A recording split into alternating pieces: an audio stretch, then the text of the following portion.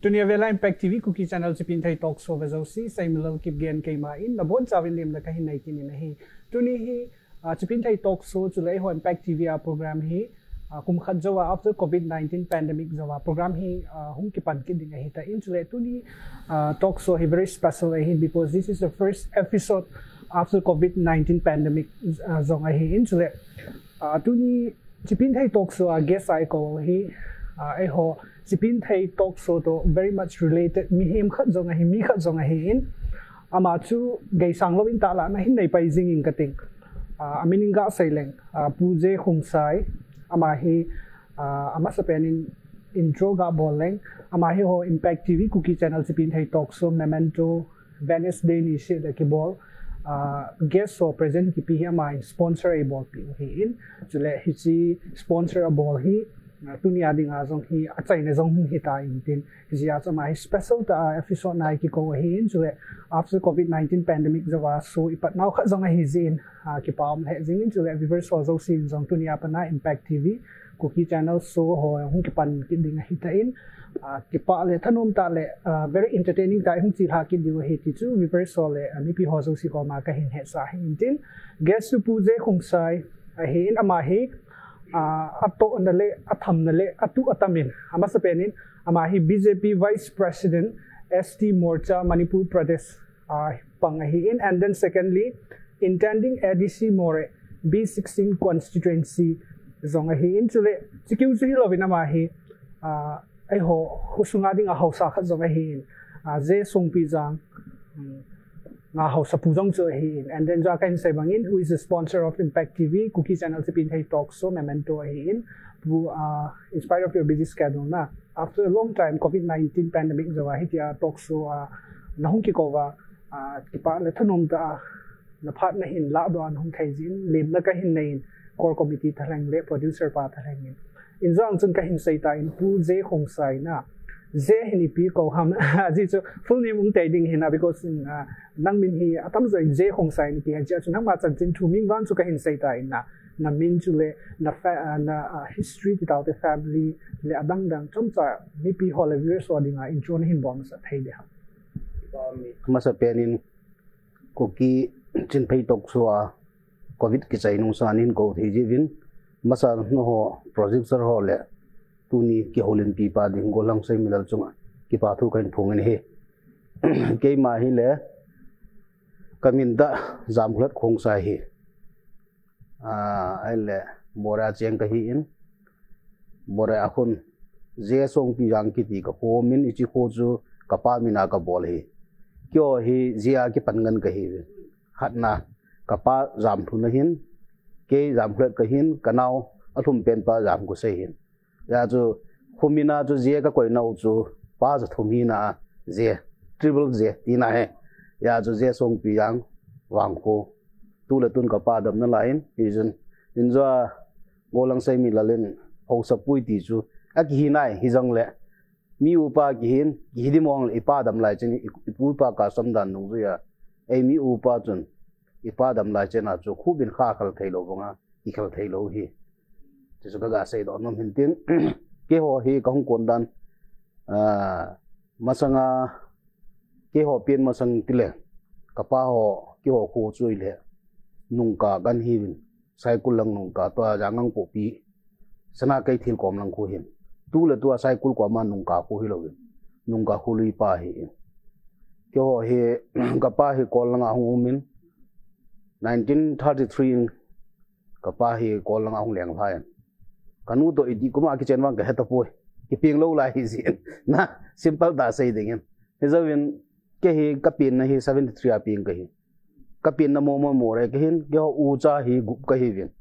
tu hin thum kadam win thum am ta poi ke chunga kha ra thetan nu mai hi in abanin ke no ya nu mai kha na pusal khat am ta pon he chi te ni no ya nu mai khat amin chi ka naw nu chui le Bangalore amin tun kanaw thum pen pa hi tun ka pa to cheng kho min amin za kan sei je thum ti chu China jam ko sei chu in ama hai tun song pi yang wang ko ka pa to om bom ni ale ke ma personal history in sei kit na in za na do bong chun ke ma he le ji ka nei na 96 in ji ka nei in 96 January date 16 as ji ni ke hi in kaloi nu hi le zoho hin zola yong samte ho hin ton jang bi hing kom chiwar ma singa lang bi hing ho hi kazinu min chule hat dai ching hi chingboy tin ki han na ani na tu ke hin cha hi 2003 hat ka nei abanu nu me hi 2013 ka nei ki ne kum som gep ka nei ne he tun ka chapa hi tu la tu hin comment 11 simin science ala ne ka chanu niaw nu tu a ki pan bet malai ti di he kum sa gi ho bet malai na ki pan bet malai hi ke ni nu pan cha ni bo ko ne ho ne chu tu la tu a ke ma history he small families are here na and small family happy families are kitty and then family story to naga sai le piti de ha difficulties sit out na insuna man na hello le pp zong na maybe his on le but him piti da plan he ta igel ga and then all because of all those things ni it's an hina pa he ti khat nu ga sai because when something goes wrong then the right thing do comes at the moment na potential one khat he ti so tin jang ka ga sai hin tin ai le ki pa min pu ai le na nga hin piti de ha na thil bol da no i ga na hi a hi le politics langa hin political system ti taw tin langa hin loot down deal hi lovin loot nin no min na and then it's political system na lu na hi ga na hi le ga si paising le han BJP na Bharatiya Janata Party hi hin na lu hin ga dong paising na why do you choose BJP is it because I on Norris langa hi because mostly we I prefer Congress na prefer evolve in ai le I Manipur Pradesh ST scheduled tribe madinga VP ana pana is BJP ana lu ni IPZ what is the main reason IPZ is the main aim in sai pi thai dio jong chom pun jong le ke hi ama sa in football player kan hi in ala football kong ki chem hi 86 88 til apara hong ki chem naga gal hong hi pe in hi zo in hong kim le veng sung khusunga social worker dan hong kimin khusung veng sung alam kai hong ki tu la le ta cho hong kim le china in ji la cha hong ki nei zo yong bolong ki chem hin ki sung hong ki pe le ivela le e ho ko ki te de mo hi congress ten kum yat wai na po ta manipur la india ideology o hoye ai wangen tu ni chan ge ivela le gandhi ki ti te lo chu congress a national state alam kai thei lo tun rang ga velo chun rahul gandhi Mahatma Gandhi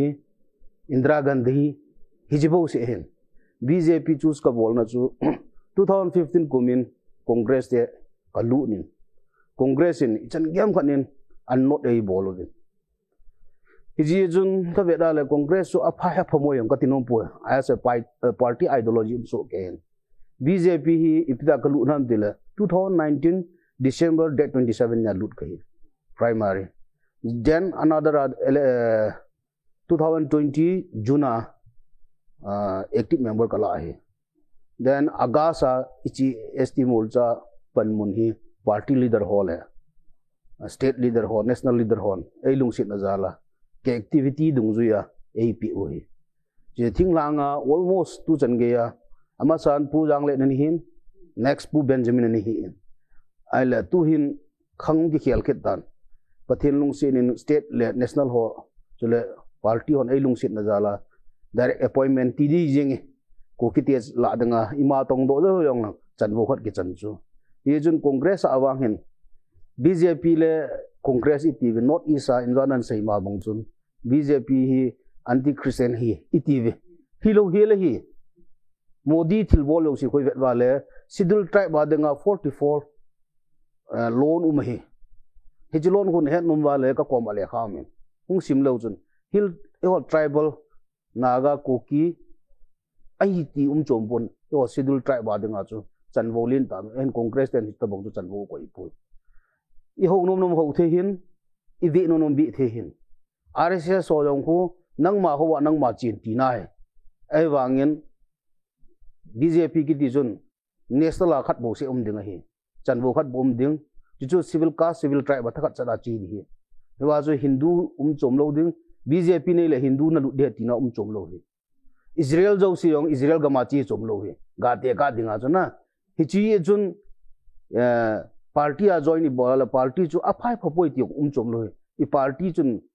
ideology dung ja chi chi po wala ni khat ni ne I tho hat bola le lol hin na ge nei tun example in 42 technopala ding ga sai ding chandila ding bu jang let ho ki ko tu changya senior most all ko ki a dinga BJP hin my national changya leader atu ita then amaw ko vela chun Christian hi tho hi hop som pi tho wina kai tho BJP den chu ma na khat chang ki nei po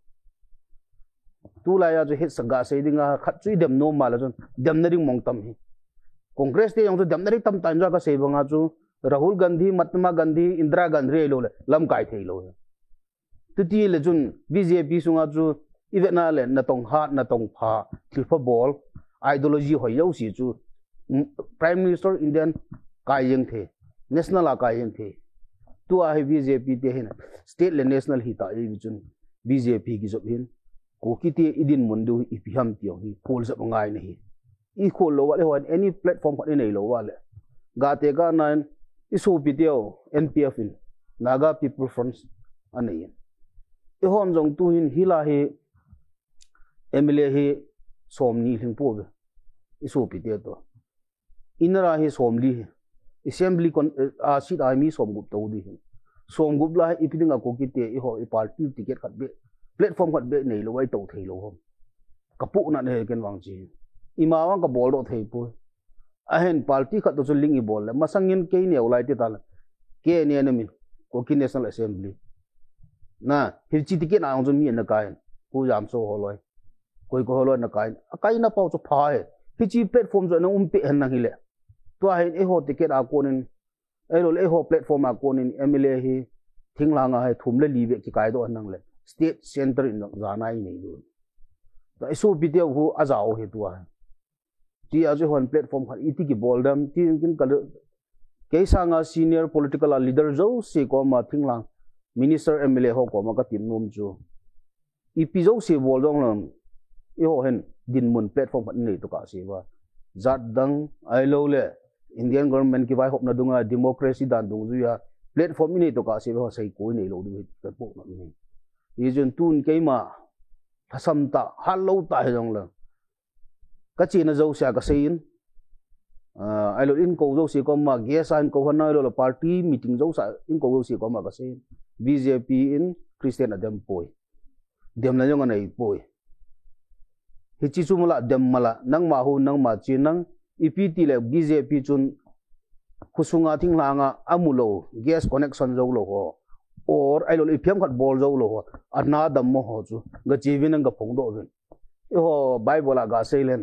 kin na thu pa mu lo ho galang sat bin ti da bonga ST mor chaw thinglang lo sai ki so lo ya zo chanwo khat ki nein hi chanwo dung zui chun isaya le wang chun thiang ta sei dingin BJP central state lam kai a hi ta vai pu ta ji hin BJP na sata ai zo wa party hat na tai nei wa pichwa ko na ki do ro khat nei wa BJP to alliance khat platform khat ki sim do ngai nei or congress to alliance khat ki sim do ngai nei kadai sa nan ken ga dei sa na platform khat KNC Koki National Congress or Koki National Bharatiya Janata Dal Party ki them khat chu bol do phat lo han platform khat chu nei lo platform wa ko na hi hoi lam khat chan chu ki lung di tun tok nei ho han nang ipi nei ho le any bol nom jo sin thinglang mi yo sin jo tua ADC a ding nom ho yo sin BJP ti bol lo ding e ma ti ken ki kai the han nang le e ma platform in MLA han nang ko yo le te wa chun right na democracy dan do right chu nei the we ti cham cha ga se do no go back ga nung chi len zu nai sai bang in sportsman khat na ni he na tin na football lung lu ta khat jong ne he na tin ai le sportsman ki chi la ya chin ita bang achievement na nei am like ita bang achievement or hui lai ga man ki chi mam and then ki chi na sports story hi cham tan hin sai thai tu ti le kyo khang chun ta bang tu ta bang sport na min than ring wang anom lo he la khusung veng sung chu hi jing na al hat pe na ma thinglang sport awan ki chi zo ne thinglang party ta na ale iti se da manipula du da ti ho wang ki bolo pon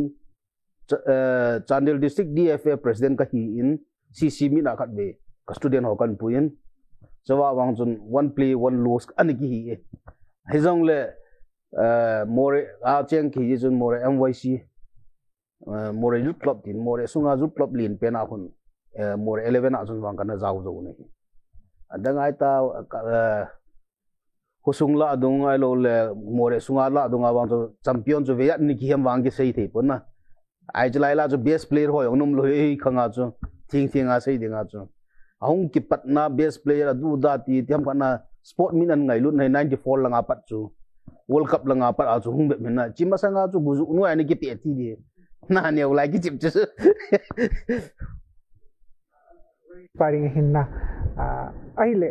BJP Vice President ST Morcha ha jong hin, and then apart from that he is also to intending ADCA or more B16 constituency as on nahi ki minna. So why like BJP Vice President nahi na chung chona ADC ding auna ga ding ki okay Vice President cho ho Manipur pum pia hitai na there is other case, and then ho more B16 constituency ADC naga din or intending candidate nahi. It is why like one in the other side and one khana of hina. What is the main reason behind nine side? Main reason is life ai ta ja na recording hi ja he sei do thei lo me ai la nin do le alang pi ka juga sei leng na social worker hong kia ko na politics kong thno ji achun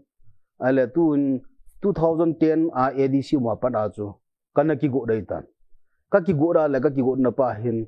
sei do thei lo iki kha ji ta ben he ji jun thip bela kyum tan 2015 kum chun next ADC second time chun kat ball ki da le enjoy ka sei congress on nilap tha ta jin he ji jun hitin akim ke tun 2020 pa he ki pan ni ka ki sala 2018 langa pa na jo khong ki padai tan ki padde ki sala sei mo lo tri le covid hung hi le covid lai ta chun chilai ta ju ke hi BJP ka hi nai lo hi in BJP Vice President Sidul Tribe ka hi lo la he ja ju ke hin intent ni ka bola ke area hi kol pangal mai hlei cheng jong la mi za jong la tu le tu ke ho kendra dingpa lindo pa ex chairman thung sei zo hi jong la amani ma chana bol ta lo ji chun ai thele dol tu dol ka chi in pandemic like time kong ke pani 2019 April chun election committee ka form zo hin in sona ke kendra ko B16 kendra ko in water list 3700 something hai hiji ko abon in total en chang ke som ka pin thau ka pin chi ka pin hawai ka pin abon in ka home so can then another koi tabak emergency dammo hasa ganthe kane ka nga ka to dong ka pin ka ji to ka cha to ka gi tho pin election committee to ka lei kho men ka chi kho men kol han nang ipiyong le awai cha ganthe in sajau lo ho jong tin ka cho pin ka sa pin namu diu chu keima Facebook ayang ko FB ayang ko na theu hin abona kaplon keima Twitter ayang ko kaplo da hin ale cha chu tamta in jong asein kendra MLA tet ding to na kilometer tin ken mei thai chaga gan the ka ki thope ka tin kampol ko homen dap lai le hospital ka kendra mi more pumpi ti tang ST morcha kan tu zo hin ko office zong inner MP pa RK Ranjan pa bung RK Ranjan hing han pin then BJP flag zong office party president pa hing khai pi kin then Rajya Sabha MP pa ina hong kin one day political conference ka bol kin ale Moria area dinga ko BJP hi kin BJP vice president kan tu apana Moria sunga ko BJP ki he panai hichi masang sa BJP se totally ni le ye jon tu in central state party zo sin ei ngai lu win ei long sevin tu jan gen ei bek jing win hi ya jo tu ai adam mom jong le consensus mi a ke mun chum chum ma jong le ka election committee plus ka u ka na ho ko ka ji ho kon ga chewa sang som du na la an to bi ba hospital sol helkat ka bolin helkat mulo zo se kam mu sa en kol mi thu mi li jong operation na aphat chom pi da bani kendra hitabanga ju MDC hi khong thano ma hi in ale amasa MDC tet deng ka ki ge to lo hin hi che phe jun kan bol mi PO sian la tet de la din de ti para ka hung din hin ya ju intending ka ki hi hi che masanga ju social work bu ko bol hin ta hu mai lei pangal kol jong le koi jong le ka kendra a ei ngai lu yo si chu ei ngai lu lo jong ei ngai lu jong ha sa gan the jong abo na tu ni chan ge ai ka ki thu pi jing hi ju BJP aim in object hi BJP den fana pi ei po on my pocket on my money na ka ki thu pi ya chu ka hlang sung ka khosung ka veng sung 42 kendra pum pi yo sa jong tu nya yong ka sei hin koi ta bang asa gan the reasonable unreasonable wang ka nom pe reasonable jo si chu ki thu pi jing dinga kot ko honei welcome mo si ka kendra le yong ka ti poi 42 kendra ding or all manipula scheduled tribe wise ka hita jin all manipula in sung khusung nam sunga e ngai chan yo si wa BJP to tok thein yo sia chu malam pai pan jing dinga ke pe do ka hi ya chu social work ball ai lo le ji ya chu elected khat aki hi ting la aban chu lung tup ki cha lo dham ti ji ya chu intending kat ball hi in innam khu ai lo ka kendra pumpi or ai lo le ken tu le tu hin intending chu ball dang ka ti jong lang social activity ball da jong lang ka ji ka cha ka nu ka pa ka pi ka pu to ka ne kham le chu pathen lung se jal ka nei thing but mi him I changa ke phathei lo hi I changa ke phathei lo ye jun I changa phat thein ding pa sang chun zalhanga phat thein he ka dei ji jun zalhanga he ki thu pi ne hi ka bol jing hi hi ka ga se do nom he and success na wish ga bolo hintin impact TV pugi channel thalangin ai le abana BJP Vice President ST Morcha na hi and then to intending ADC More B16 constituency na hi kini and then za kan sai bangin hausa ka jong na hin na je som bi za so like na boy he ding jong ka ta sani na so how do you manage ti ju khosung beng sung ngai phan hum ding he ipa na line na tina amo so han ta in maybe 100% amo representable zo lo di tai na khatlaw na chi ngai ki office la khatlangaw khat ADC ading aw na lai ngai ki ni and khosung na hi cho hi na and then how do you manage it manage no ball zo hang chi chawra na hin sai thai da nes ball chu ha pon hi inga cha nai dam thei pol pathin phat thena ki chal ma cha hi lo hi ni inzom nang kan nung ka sei ban chu nung job bel han khusunga hin ka pa min e ho ku ki ka sam dan nung ya upa sa ting se na pa mi ho sa chu ki ho di ke hi lo hi hu bol ka hi wangan bizong la ka ho sa po ding pa ka upa mi chun ho bung upa jong hin everything depend to ka upa ka pi do khatna ahen totally khusung weng sunga chu boina hi nam le tu lai WhatsApp phone thang tan he chi dung ya chu manage ki bolen then ADC boina ha sat na ti chu injong ka seita ningkum kumasa April committee ka han do chu 24/7 a work a ball jing every time moria bi consensus ga ngam len to ko ma kain akon office ko hongin mai thai ho chi jong le committee hona ki mu pin mai thai ho to ki mu zo wa ke party a ka thaya ka boi kha ta yong le ka ji ka ngan sin ka ji na ke thu pin ya chu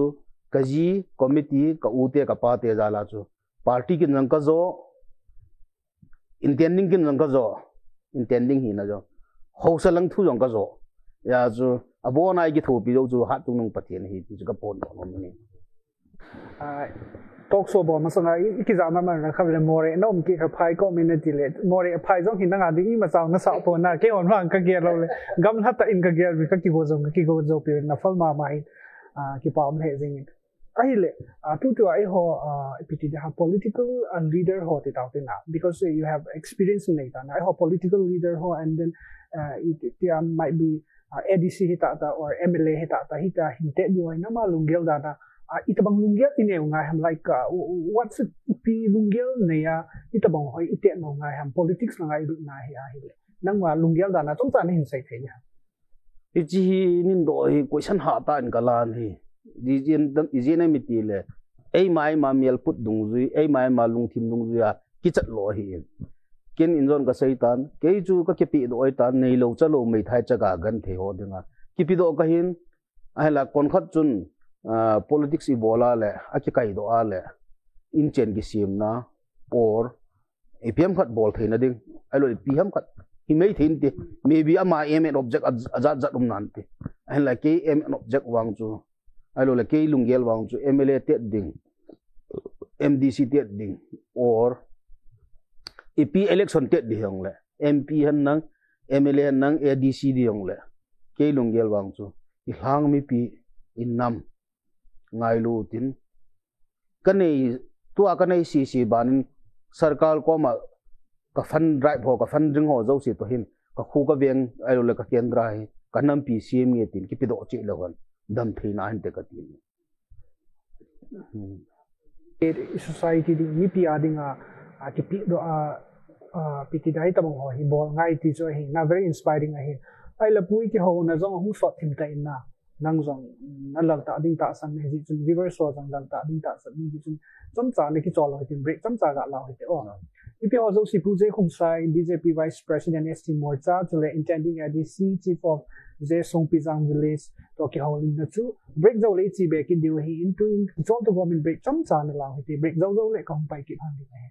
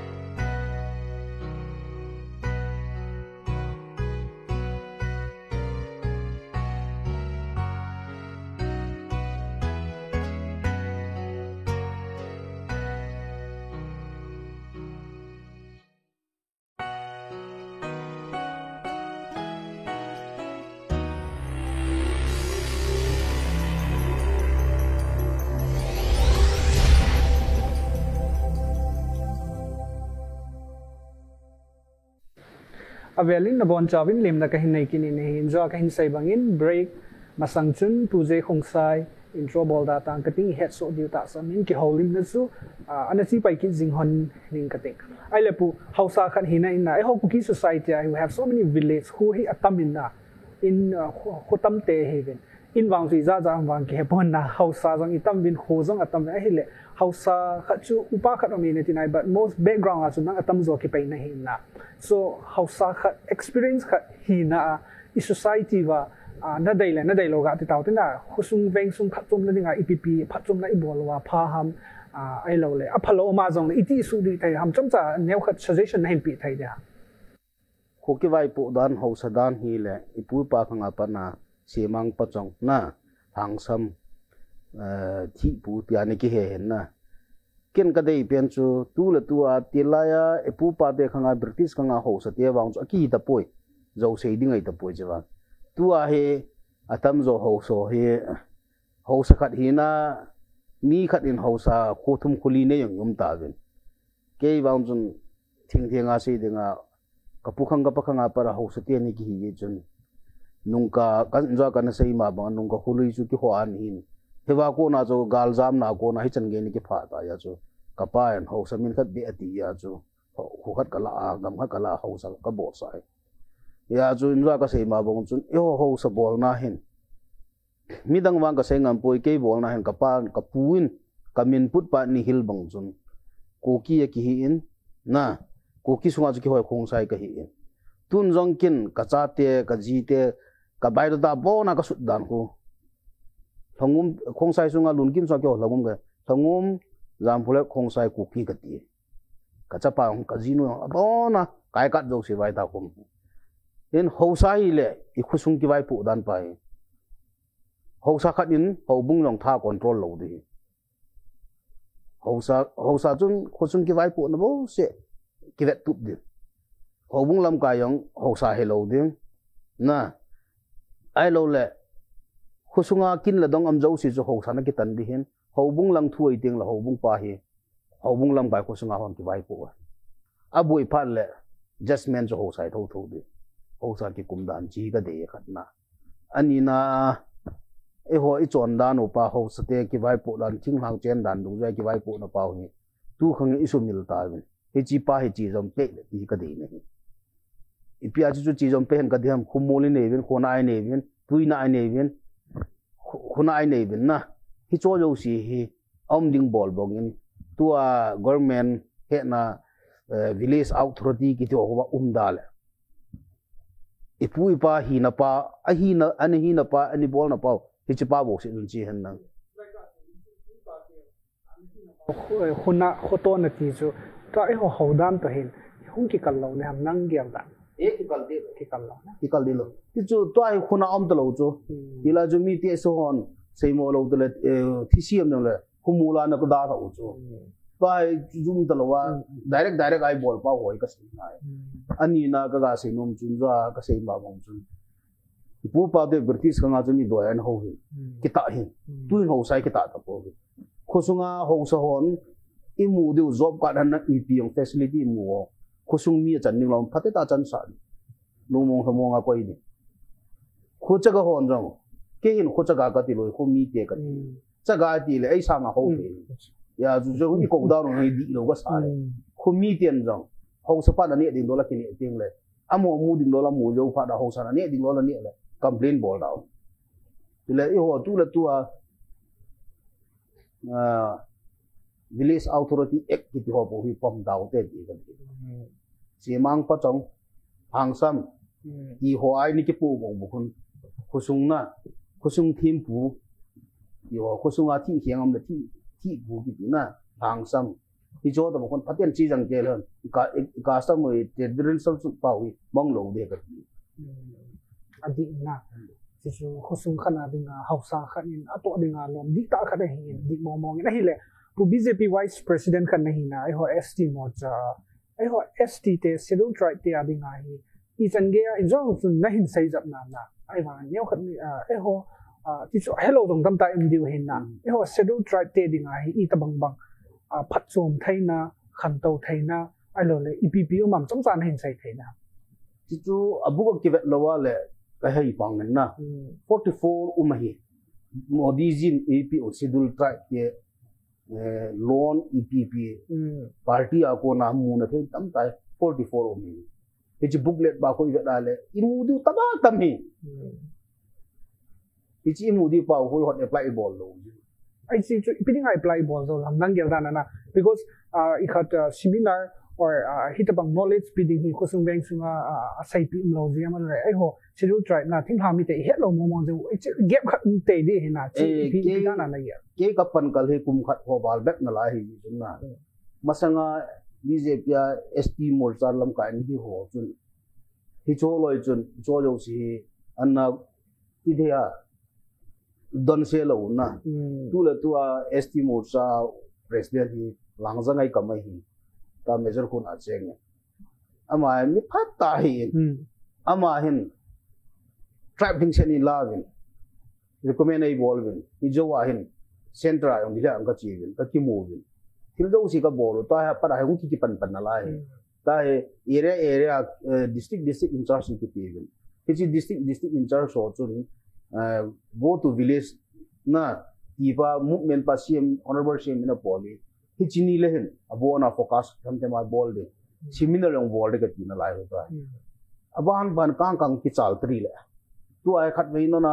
no ding hi zo lo hi e chun thinglanga example a gas connection ding ho ko BPL APL tum dan na ho sa pa ni tiang khan lo kha yo he zo yong si chu phong na bo la ding a chu schedule tribe ki schedule tribe ho chun mấy puga phật din federal body pa chu gachi lut zo lo hi ya chu schedule tribe yo ga sei ding a chu ye the ding win neo khen ga sei do lem ho bung khat yom win federal body hi ho bung het ke nai ta schedule tribe schedule caste chule juwa morcha chule kisan morcha ta morcha dile yo aving ai ki khanu hi he chi ving la chu tribe ho chu ho kha ei ta ya chu thing la nga chu or hospital lo no mona chu pizza hospital lo hom an so chu pi dana function lo hom ai le the mona ko na chu pi dana kendra MLA ham MDC ham or EPM khat chun pi dana an focus lo hom EPT ham chi ki tho pi tam pi kilon so schedule tribe pa chun a ki hol do tiang le he chi list chu dihya ki direct connect ai chun dihya ki sot tiang la chun amon phat bu ya central tu le to BJP even object avai cham chom lo ding aho sam chom lo ding avai cho sin pui vin ka kom ahung han nang ho te ipem na ba chu reasonable le pi u te ti chu ja so civil tribe ba chu lam kaya ka pan kai wang pha ka ki sai ka ti ye ai mo ni na so le mi pi ho this na ho ki society and then thing ham ngan hen yu khat sai ho ti Manipur Pradesh BJP ST Morcha ta ta na chin wa hi khan to ma chaw na thai thil tam ta and then anything na head nom query or adang da mala pu je khom sa direct na hin contact jing thai wai ti chui da se na head number ya and then aba na ho cookie society na cookie ti ting le itam bin na ho cookie society a hi politician kha jong na hi ta to hi so na be da na hi I khan to lo na ti ta te I ha sam na EPP na mu mam and then hi choi ET ki bol han la hi le I khan to thai diu ham na in any field ti ta te na as a whole this is like a cookie society of focus ball le han la and then khang tha lam ho youth lang han lang alo le house lang han na ipilam hi jong le nang gel da na mi mo na ho le hung mi do thai na di EPP lung gel na nei man cham chan hin sai thai da mit mo now mit the now ju cho pom tu hey mu da ni ba le khati pa poi mon education sport langa cho sport langa min thawwa le kha rong isim nga la hoi tan simuti kyo bonga sim prak lo de na min la thim poi til kilo ha da thi be til kilo ha ki ting na hit da bongo wang chi lo de le kha ki lo ki tam de da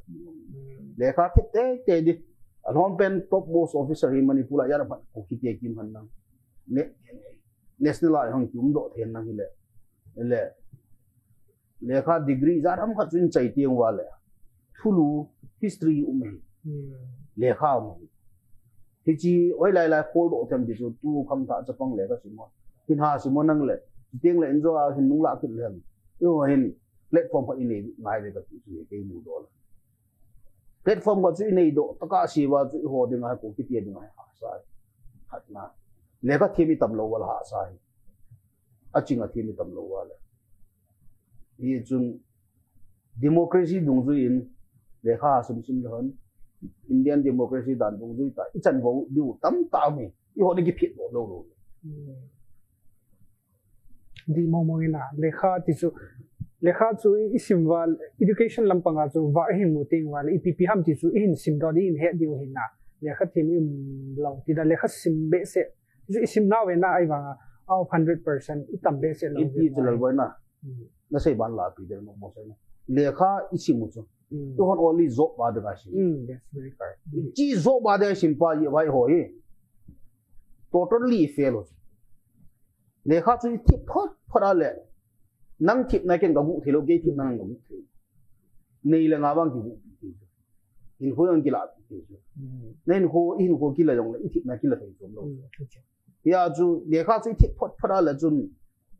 ga se de USA ai lo le hoi lai lam Geneva le kha lui tam ta British khanga nom ho yo si anom su hi chu ga phong do history in suna hi ti le ti thei din sun lo kachapa kachanu lekha tamat le MPS IS ji jo mu lo lai thei pui ti le iso pi ho ko ki swa he le so pi bu ga khan tin iso pi na ga te ho wang ni service le le lung lut pu ni history hall na ale ka thip na dong ji vin chule ab second pu pe te so pi pe te bu ga khan te ha bol ki na ya le kha thip le ya job nei na ring me me ya le kha sim hi bi wala bang ko pi te to ha i chai di ho ta adi na ale line til khat da sai ki when we come to politics na politician ka jong nei je twin khang tha te ho youth because we khang tha ho hi to hi le kha hin sim ho chule asim ban khai chule asim chai hong tam ta in na politics hi ti te nga hi le retire ti chu han lang pha bo le boarding dan igel bin na like for example 12 rank hung ho or graduation gold medal hin mo ko what do you want to become tell I just want 12 or 10 rank hin mo ko MBBS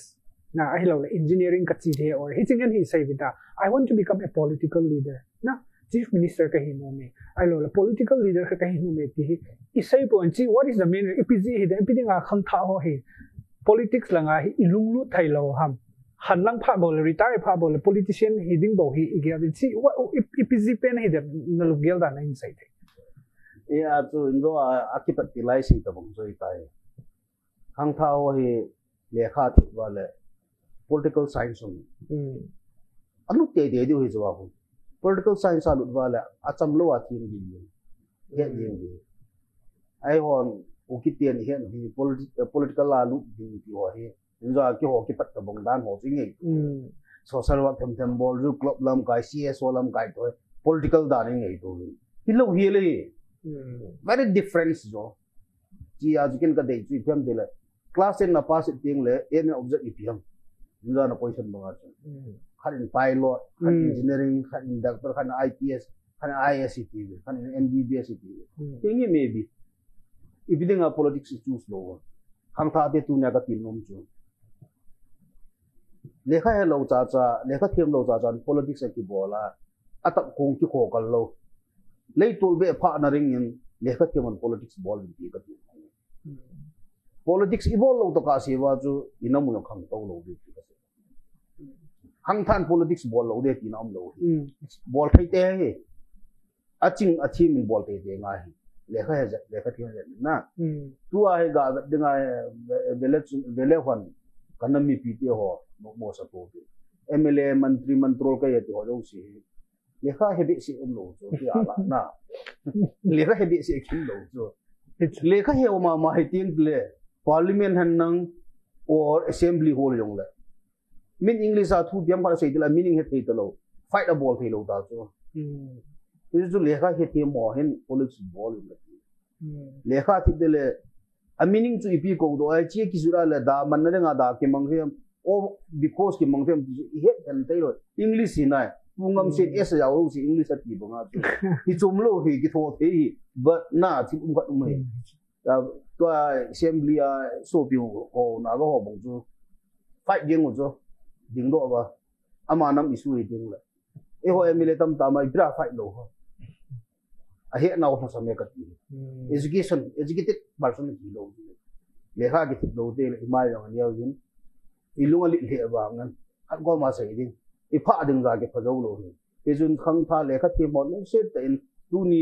avela chance ka mu lo me the hin ka ku ba ung ki lo si le me trick na pass it wa han class in na simon na fight na sim yong le politics ki champion ne na ma ding in sunga ding le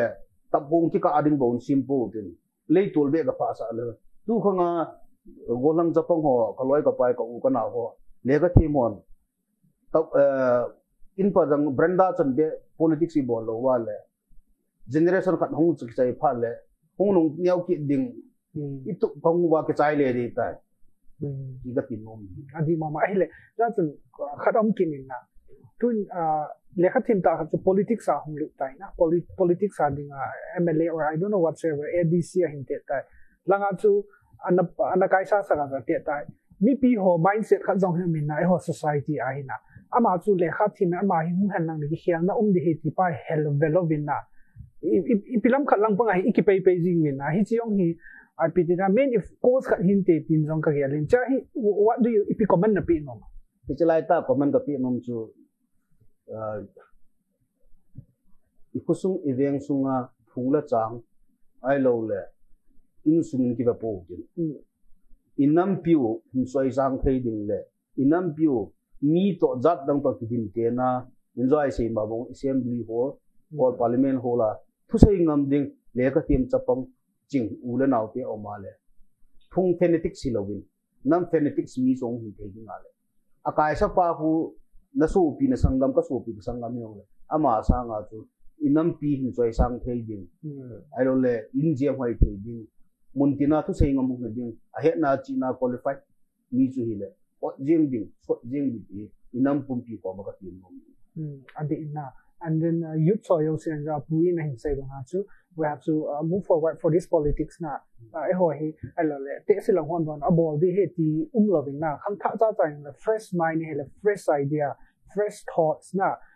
because they have to come down do din ji chu it's a challenge from our guest to ni guest pa ko na challenge sai especially cookie society khang tha ho zo sin tu ni apa na 12 hin chai le 10 hin chai I want to become a political leader I want to become the chief minister I want to become the prime minister iti pat di he ti ma ko na challenge ka hin in the ball ding zong team na ka hin nei ki hin tin ai le ai ho impact tv langa na si hitin to ai ho impact tv cookie channel chipin thai talk so hin na hi chi memento ti tau memento sponsor na hin ball hi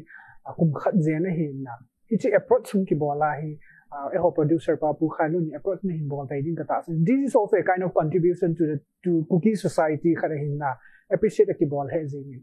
and then hi chi sum sound hui ne kha ga sai la approach hin bola chu what do you think ipina gela and then hi ti akum khat jen ho every Wednesday ki bol hin na hi chi gezo si ki pizing ke hi ta sacrifice na hin ki bol hi yeah it might be nang ma ki pi ro na khat so hi mai thein te ai wanga out of 100% ni atam zo isai rong la nom lo me na but what is the main reason behind hi jan hong ki pi ro impact tv cookie channel chipin thai talk from the mentor ni an hong ki pi ro da story cham sa na hin sai thai impact tv cookie channel ke cookie ngai lu pa ben kana se ma cookie ki ngai lu ji chun khai lu hin chapa khai lu nau pa khai lu su pa yung request pat chun kem ta ka dile ai lo thele he tin projector pau ne he director pau nam phu thim nam to thei lo lin thei lo ai tha pan ken jang chu ji la cha ten chen ya chu kun se wala pan na thei jana pan di ki adinga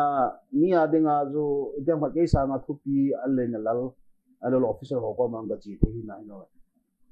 ko ki channel impact tv ho no ho ngai na ka chan ya chu kum khat jen hi long la ka zo kham pia kan pi a kan ki tho pi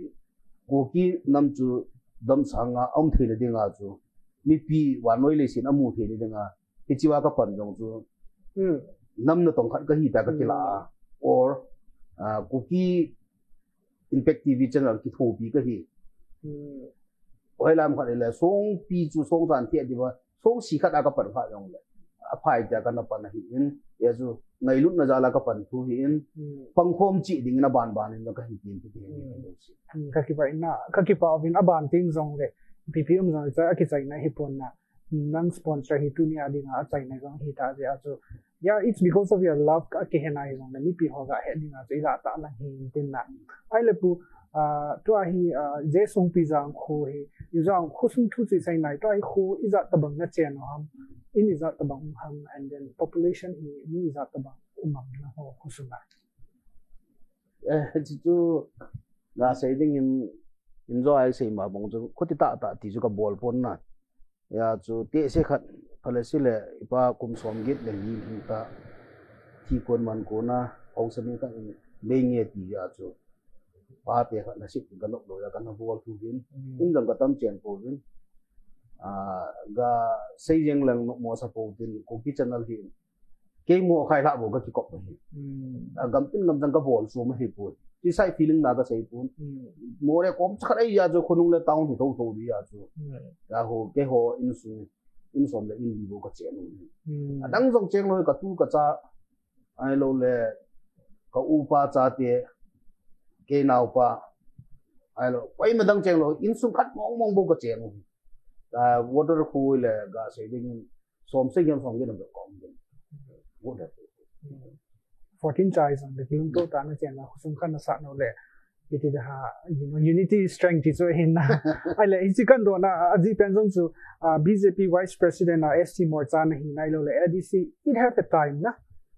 part of me na validity am eva hausa khat ki ba validity am lo hi na chi a chai na BP ho ga heading a khusum chu ka ga ta la hi tin onom ta hi diong ka ta sanin kai wang chu ka chi khanai pon ni khat wang chu visit go bol tai di hin tin impact TV cookie channel team ho jong chu ka ga sai hin tin khusum jong dam hen lang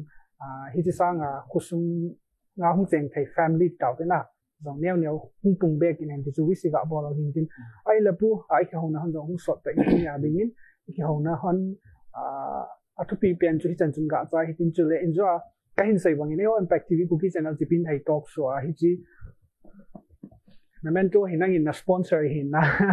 dang in na sponsor hin nang ma wan tu ni a chai na ne kila ding hin ga ge le lung hel zong om na ji chu kum khat zen zen hi ja hi nang min hi ka pha jing ke in programs zo sia hi ge sum ho zo si ko ma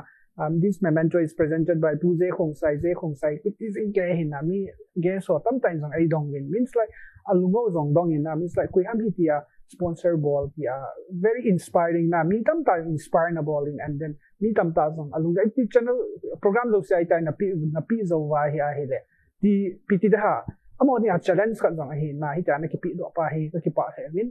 pu producer in zong ki pa thu na sai na tin ke hon wa ma cha ka pi zo po ve hi zong le na to hi chi BJP vice president na hi na and then to intending candidate na hi na hom jong sia success hin lang na aban jong alin len hin tu ben lang and then khusung beng sung jong wang pha in tin dam selin tin ni khating le ke ho jong ja kan se bang visit bowling hung wing ka tin nang ma sponsor hi jong le nang ma wan tu ni chai na dinga as a token of love and appreciation na impact TV cookie channel tin thalenga na hin da di sponsor nang ma na kila di hizing in te chi core committee le producer pa thalenga ngai lu bet sa na le he jing na dinga ka hin pi ni ka chama ka pai ki so ki pa the jing in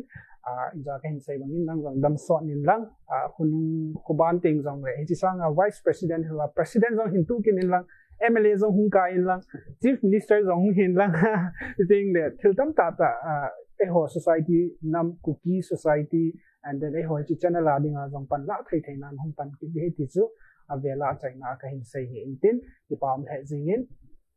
aban le ho impact TV cookie channel a chaina dinga ipina sai ngom impact TV cookie channel la dinga chom chan hin sai pi impact TV cookie channel ni pangin na ti na wa kanadam na le anytime au kapan di available dinga ki go saum ka hi ahla impact TV cookie channel te hi thei tamahan na hi le news so hi focus ball lo jun thi ka de ni